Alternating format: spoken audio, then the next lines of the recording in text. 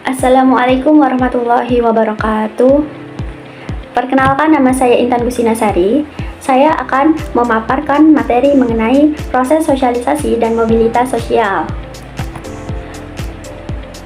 Apa sih yang akan kita bahas?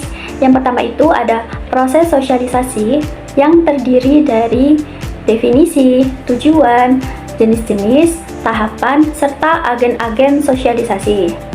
Dan yang kedua itu mobilitas sosial yang terdiri dari definisi, jenis-jenis, bentuk, serta faktor-faktor yang mempengaruhinya.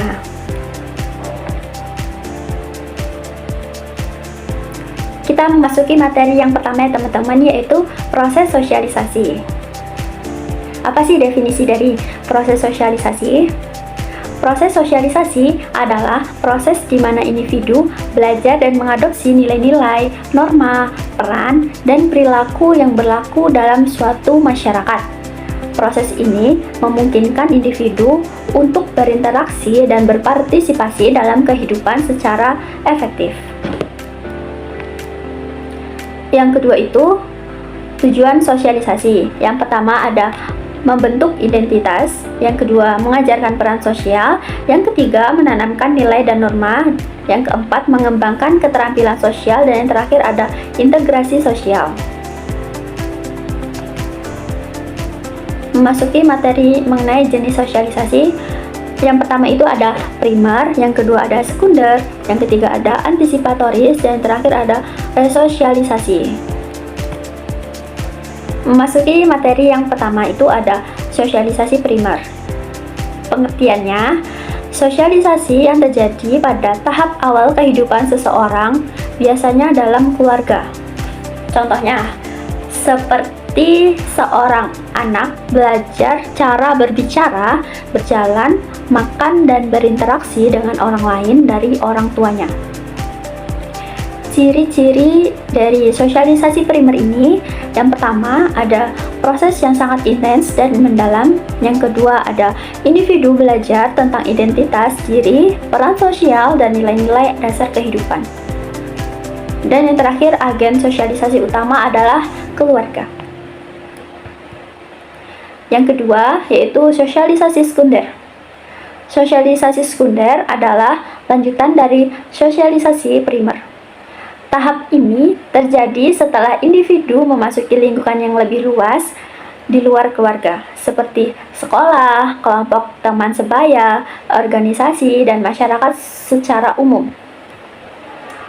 Contohnya, seperti seorang siswa belajar tentang sejarah, matematika, dan ilmu pengetahuan di sekolahnya. Ciri-ciri dari sosialisasi sekunder ini adalah yang pertama, itu adanya proses yang lebih formal dan spesifik. Yang kedua, individu belajar tentang peran sosial yang lebih kompleks dan spesifik. Dan yang terakhir itu agen sosialisasi utama adalah sekolah, kelompok teman sebaya, media massa, dan tempat kerja. Yang ketiga ada sosialisasi antisipatoris, yang artinya proses ini di mana individu mengadopsi nilai, norma, dan perilaku dari suatu kelompok yang ingin diikuti di masa depan. Contohnya seperti seorang remaja yang ingin menjadi seorang dokter mulai mempelajari materi-materi yang berkaitan dengan kedokteran. Yang keempat, sosialisasi resosialisasi. Pengertiannya, proses belajar kembali norma, nilai, dan perilaku baru untuk menyesuaikan diri untuk situasi sosial yang baru. Contohnya, seorang narapidana yang menjalani program rehabilitasi belajar untuk kembali beradaptasi dengan kehidupan bermasyarakat setelah keluar dari penjara. Memasuki materi yang keempat, yaitu tahapan proses sosialisasi. Ada 4 ya teman-teman. Yang pertama itu ada tahap persiapan, yang kedua tahap meniru, yang ketiga tahap siap bertindak, dan yang keempat tahap penerimaan norma kolektif. Kita bahas satu-satu ya teman-teman. Yang pertama itu ada tahap persiapan. Tahap persiapan ini Individu masih sangat muda dan belum memiliki pemahaman yang jelas tentang peran sosial.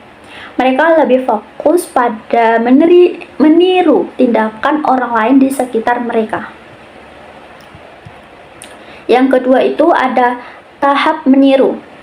Tahap meniru yang artinya ketika anak-anak mulai menirukan peran-peran tertentu seperti orang tua, guru, atau tokoh idola. Mereka mencoba memahami perspektif orang lain melalui permainan peran. Contohnya kayak waktu kecil ya, kita sering menirukan ibu kita masak. Nah, kita memainkannya dengan cara main masak-masakan. Nah, seperti itu ya teman-teman.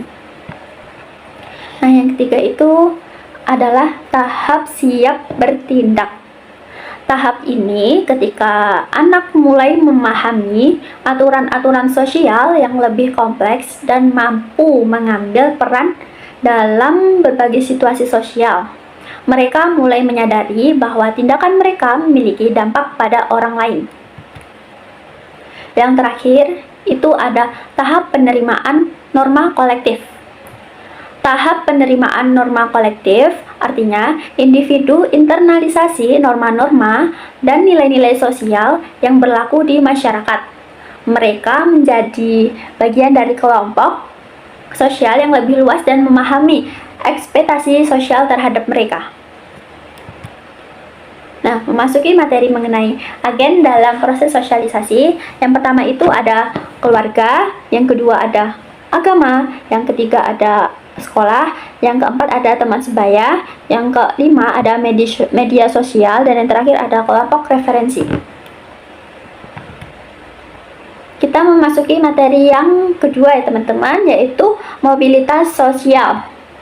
Apa sih definisi dari mobilitas sosial? Mobilitas sosial artinya perpindahan status dalam masyarakat. Mobilitas sosial adalah peristiwa dalam sosiologi yang merujuk pada perpindahan status sosial seseorang atau kelompok dari satu lapisan sosial ke lapisan yang lainnya dalam struktur sosial masyarakat. Sederhananya ini, mobilitas sosial ini adalah proses naik turunnya seseorang atau kelompok dalam hierarki sosial. Memasuki materi yang kedua, yaitu jenis-jenis mobilitas sosial, terbagi menjadi dua ya teman-teman, yaitu secara vertikal dan yang kedua horizontal. Kita bahas yang pertama dulu, yaitu mobilitas secara vertikal. Mobilitas vertikal yaitu perpindahan status yang melibatkan perubahan ke atas atau ke bawah dalam hierarki sosial. Mobilitas vertikal tadi dibagi lagi menjadi dua, yaitu vertikal ke atas dan vertikal ke bawah. Nah, kita bahas yang ke atas dulu ya, yaitu artinya perpindahan ke posisi yang lebih tinggi menjadi ke lebih rendah. Contohnya seperti seorang petani menjadi pengusaha yang sukses. Itu kan kayak contohnya dari petani menjadi pengusaha sukses, yang artinya itu dari perpindahan dari atas ke bawah. Nah, yang kedua itu ada vertikal ke bawah, yaitu perpindahan dari posisi yang lebih rendah ke yang lebih tinggi. Contohnya seorang manajer perusahaan dipecat, lalu dia menjadi seorang pekerja lepas. Kemudian memasuki materi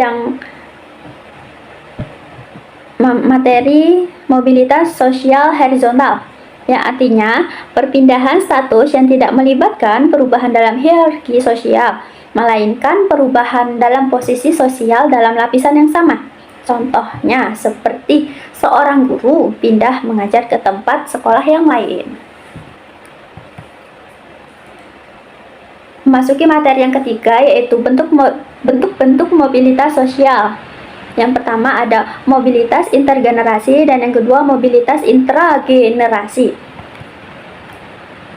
Yang pertama, mobilitas intergenerasi. Mobilitas intergenerasi adalah perpindahan status sosial yang terjadi antar generasi dalam satu keluarga. Contoh, anak seorang petani menjadi dokter. Yang kedua, mobilitas intergenerasi, yang artinya perpindahan status sosial yang terjadi dalam satu generasi. Contohnya, seorang karyawan biasa menjadi direktur perusahaan.